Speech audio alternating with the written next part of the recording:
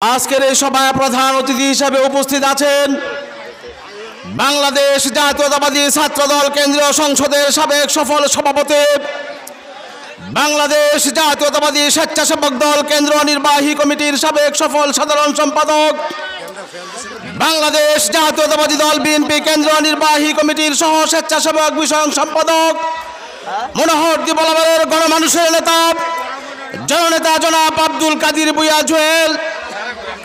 মঞ্চে উপস্থিত আছেন মনোহরদী উপজেলা বিএনপি অঙ্গ সংগঠন ও সহযোগী সংগঠনের নেতৃবৃন্দ, লেবুতলা ইউনিয়ন শাখা বিএনপি অঙ্গ সংগঠন ও সহযোগী সংগঠনের নেতৃবৃন্দ, সকলকে আমার দল জাতীয়তাবাদী যুবদল মনোহরদী উপজেলা শাখার পক্ষ থেকে আমার নেতা জননেতা জনাব আব্দুল কাদির ভূঁইয়া জুয়েলের পক্ষ থেকে বিপ্লবী অভিনন্দন ও সংগ্রামী শুভেচ্ছা।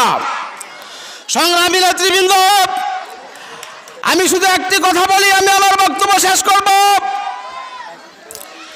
কেউ যদি মনে করে থাকেন 1991 সালের বিএনপি এবং 2001 সালের বিএনপি আর বর্তমান বিএনপি এক নয়। মনোহরদী ভাগবতে একজন পরিষ্কার পরিচ্ছন্ন রাজনীতিবিদ হিসাবে আমার নেতা জননেতা জনাব আব্দুল কাদির ভূঁইয়া জুয়েল ভাই ইতিপূর্বে প্রতিষ্ঠিত হয়েছে। তাই আগামী দিনে আমার নেতা মনোহরদী ভাগবতে থাকবে, এই আশা ও প্রত্যাশা রেখে আমি আমার বক্তব্য শেষ করছি।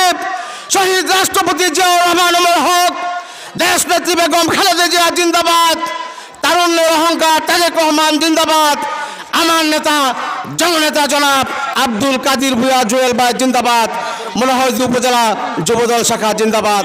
সকলকে ধন্যবাদ।